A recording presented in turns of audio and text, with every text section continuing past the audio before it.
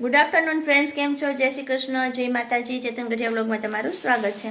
અને જો અત્યારે હું ને સ્વયંબી ઘરે એકલા છીએ, બાકી બધાય ખરીદીમાં ગયા. હવે આ લોકોને ખરીદી પૂરી નથી થતી. કેટલીક લેવાનું છે હજી તો પપ્પાના કપડા હા, બે ભાઈ લીધા છે, પપ્પાના બાકી, પછી મમ્મીના બાકી, આખા ઘરના બાકી જ છે લેવાના. બધાય થોડા થોડા કરીને લીધા છે. તો અત્યારે છે ને આપણે પંજાબી શાકનો પ્રોગ્રામ છે, કારણ કે આ ભણે છે શેફનું, એટલે કે હોટલ મેનેજમેન્ટનું ભણે છે. તો એમાં બધું આવે, શેફનું, હાઉસકીપિંગનું, બધું ડસ્ટિંગનું, બધું એવું બધું આવતું હોય એમાં. તો એમાં એને આ શીખવાડતી કે આજે હું તમને મસ્ત છે ને કાજુ કરીને શાક શીખવાડું. કાજુ બટર મસાલા આપણે ગ્રેવી બધું બનાવીને કરતા હોય ને એ રીતના. તો આજે એને બનાવવાનું છે. તો કીધું તું આવ્યો છે ને તો તું જ આજે ખવડાય બનાવીને, મામા કહીને ગયા. તો ચાલો હવે આપણે છે ને સ્વયંના હાથનું આજે ખાવાનું છે. કઈ રીતના બનાવે છે વિડીયો સ્કીપ કરતા નહીં, પૂરેપૂરો જોજો, તમને પણ રેસીપી મળી જશે. હોટલ સ્ટાઇલ કાજુ બટર મસાલા. તો ચાલો આપણે શરૂઆત કરીએ.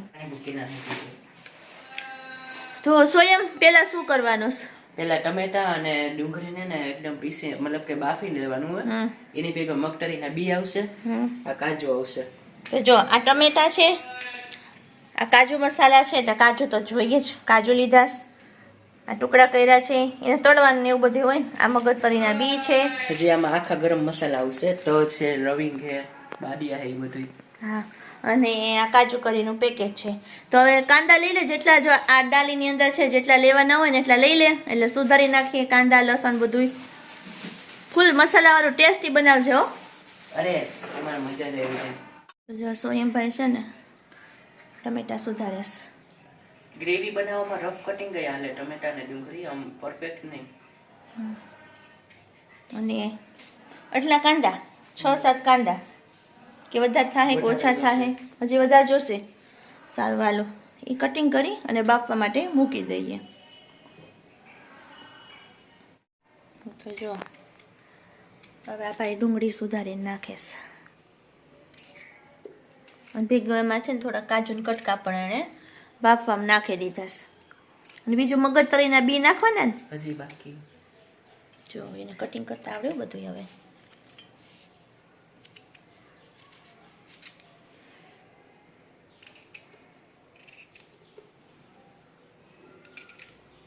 આ ગ્રેવી બનાવીને આમાં અનેક પ્રકારના સબ્જી બને. ગ્રેવી તો એક જ હોય બધામાં. કાજુ પનીર મસાલા બની જાય, પાલક પનીર બની જાય. ગ્રેવી એક જ હોય એમ ને? ગ્રેવી એક જ હોય.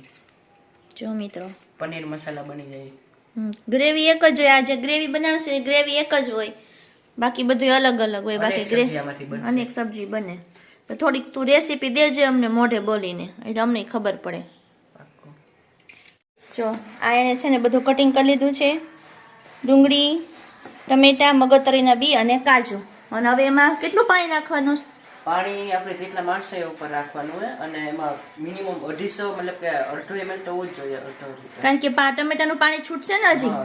અને આ આખા મસાલા લીધા છે, જો તજ, લવિંગ, તમાલપત્ર છે, બાદિયા છે, તીખા અને લાલ મરચું આખું. આના ખડે મસાલા કહેવાય ને? એમ ને, ખડે મસાલા. આને તમે શેકી નાખો ને, માઇનોર તેલ નાખવાનું અને શેકી નાખો ને, એટલે આ પણ સબ્જીમાં નાખો બહુ સરસ ટેસ્ટ આવશે. ખડે મસાલા. હાલો મંડો નાખવાનું, મંડો કરવા.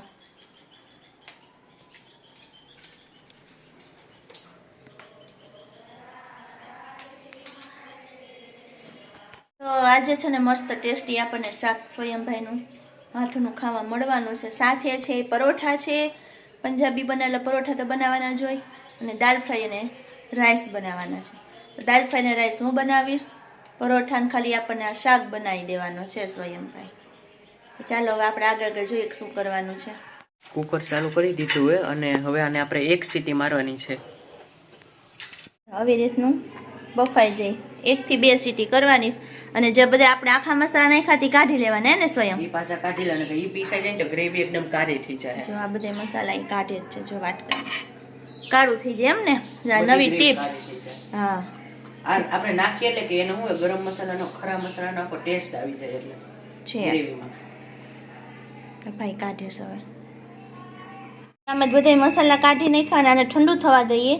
ત્યાં સુધીમાં આપણે આદુ લસણ અને મરચાંની પેસ્ટ કરી લઈએ. આ પ્રકારની આપણે ગ્રેવી પીસી લીધી છે. આ આદુ મરચાંની પેસ્ટ અને આ બટર લીધું છે અને આ તપેલાની અંદર વઘાર કરવાનો છે. જો સોયમભાઈ તેલ નાખીશ, આટલું તેલ જોશે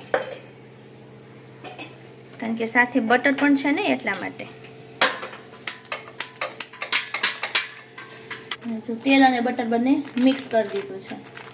તેલ આવી ગયું છે, બટર ને આપણું ઓગળી ગયું છે. સૌથી પહેલા જીરું નાખવાનું, આખું જીરું. એટલે આપણે આજે બધે ગરમ મસાલા કાઢ્યા હતા ને, હા એ બધે કાચા ઉપયોગમાં. હા, એ કઈ વેસ્ટ જવા નથી દેવાના નહીં. બધું હલાવી લેવાનું. પછી આપણે આદુ મરચાંનો પેસ્ટ, આદુ મરચાં લસણની પેસ્ટ નાખવાની. તમારી રીતના સ્પાઈસી ખાતા હોય તો મરચાંનો ભાગ વધારે રાખવાનો. બસ એને હવે ચડવા દેવાનું. ગ્રેવી બનાવ. જો સુગંધ આવે છે ભાઈ. ગ્રેવી બનાવવામાં મેઇન ખાસિયત એ હોય છે કે જ્યારે તેલ ઉપર આવવા માંડે, છૂટું પડે એટલે છૂટું પડી જાય ત્યારે સમજી લેવાનું કે ગ્રેવી બની ગઈ. ત્યાં લગી આપણે એને ચાલુ ગ્રેવીમાં આપણે હરાવી રાખવાનું છે. અને અહીં આપણે જેથી નીચે ન બેસી જાય. દાળ ફ્રાય માટેની દાળ પણ બાફવા માટે મૂકી દીધી છે. ધીરે ધીરે આપણે નાખશું ગ્રેવી. હવે ભાઈ ગ્રેવી નાખે છે જે આપણે પીસી હતી.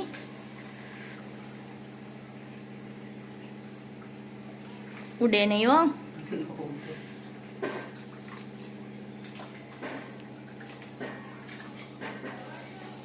બસ હવે એને ચડવા દેવાની. અને હવે ગ્રેવીની અંદર પાણી નાખવાનું અને પછી એને ચડવા દેવાની.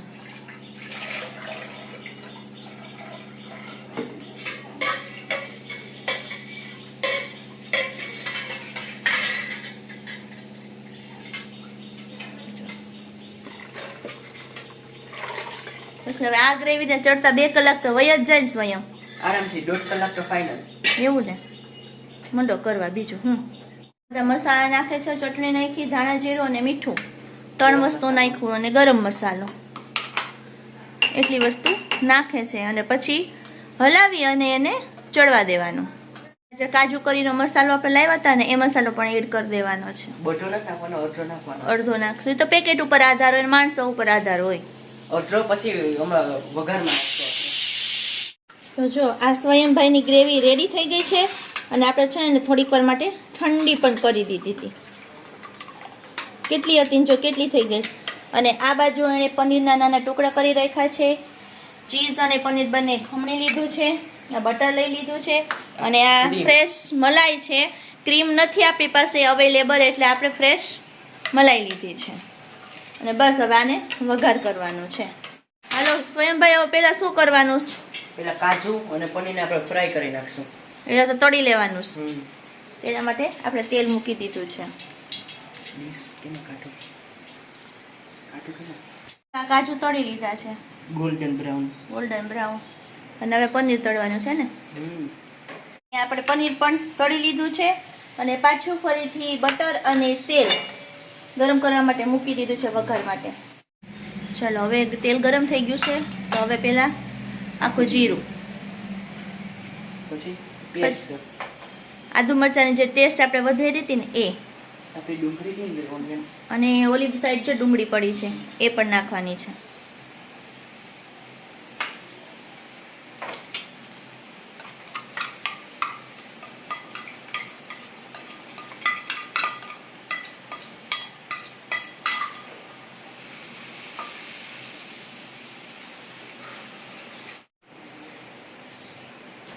અને હવે ડુંગળી પણ નાખી દીધી. અને હવે આ બધું ચડી જાય ને એટલે આપણે જે તપેલામાં ગ્રેવી છે ને એ નાખી દેવાની. ઈ પહેલા મસાલા કરવાના પછી ગ્રેવી. ઓકે. પછી તેલ છૂટું પડી ગયું છે. હવે ભાઈ મસાલા કરે છે. કાશ્મીરી પાવડર, કાશ્મીરી લાલ મરચાંનો પાવડર. શું કલર પકડે? તીખાશ ન પકડે. તીખાશ નહીં, તીખાશ ખાવું હોય તો ગ્રીન મરચી નાખવાની. ઓકે. ધાણા જીરું.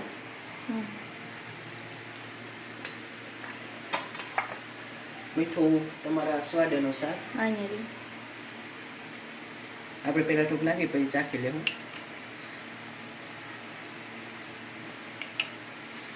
પંજાબી મસાલો, પંજાબી મસાલો બાકી હતો ને એ બધો નાખી દેવાનો.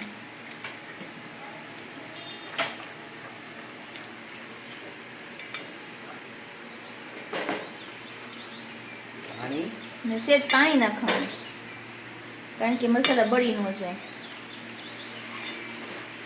તો એમ તે તો જાજુ નથી નાખ્યું કે એટલું જ હોય? આટલું જ હોય. હજી આમાં ઉકળશે ને એટલે થઈ જશે. છે ઘાટું કરવાનું છે.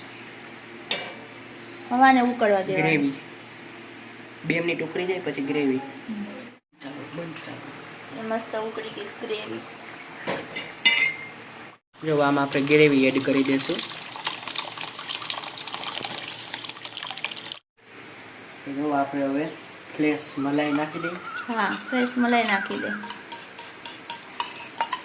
ક્રીમ ન હોય તો તમે મલાઈથી પણ ચાલે.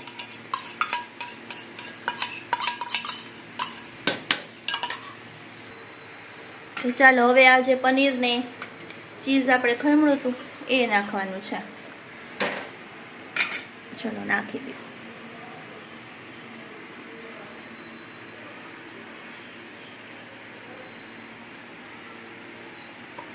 અને હવે જે આપણે કાજુ અને પનીર તળ્યા હતા એ એડ કરવાના છે.